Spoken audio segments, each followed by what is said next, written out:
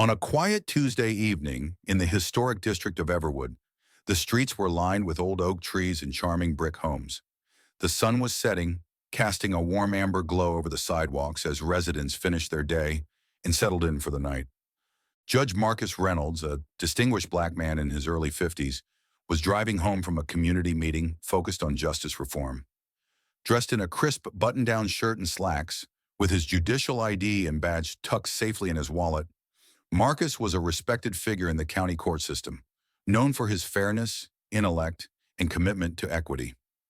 As he approached a red light at the intersection of Maple and Fifth, a police cruiser pulled up beside him, lights flashing. The officer motioned for him to pull over. Marcus complied without hesitation, easing his car to the curb. A uniformed officer approached, his expression serious. "Good evening, sir. May I see your driver's license, registration, and proof of insurance?" Marcus reached into his wallet, retrieved the documents, and handed them over. "Certainly, officer. May I ask the reason for the stop?" The officer's tone was curt. "You were swerving slightly back there. I need to make sure you're not impaired." Marcus nodded calmly. "I assure you, officer, I was attentive and sober." The officer studied the papers for a moment, then noticed Marcus's judicial ID badge sticking out of his wallet. His demeanor shifted subtly. "Are you Judge Reynolds?" "Yes, I am," Marcus replied.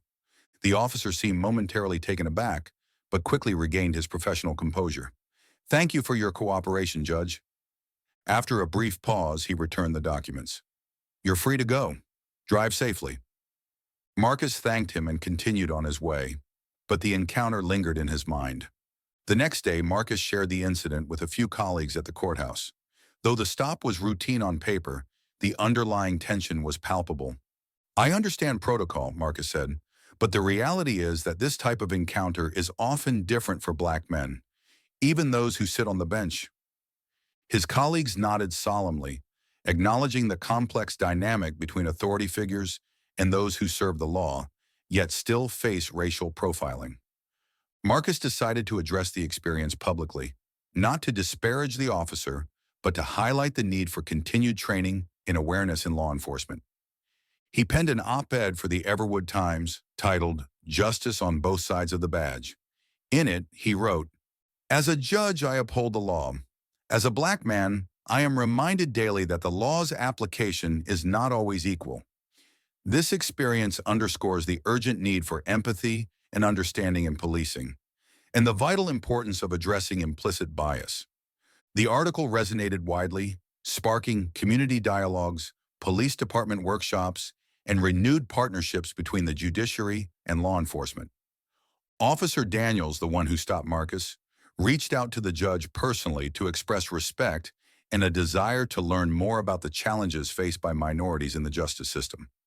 Together, they participated in a panel discussion about racial equity and justice reform, exemplifying how openness and communication can bridge divides. Marcus continued his work on the bench with renewed vigor, committed not only to fair rulings but also to fostering a justice system that reflected fairness in every interaction. Though the traffic stop was a brief moment in a long career, it became a powerful catalyst for change, reminding everyone that no matter one's title or position, dignity and respect must be at the core of justice.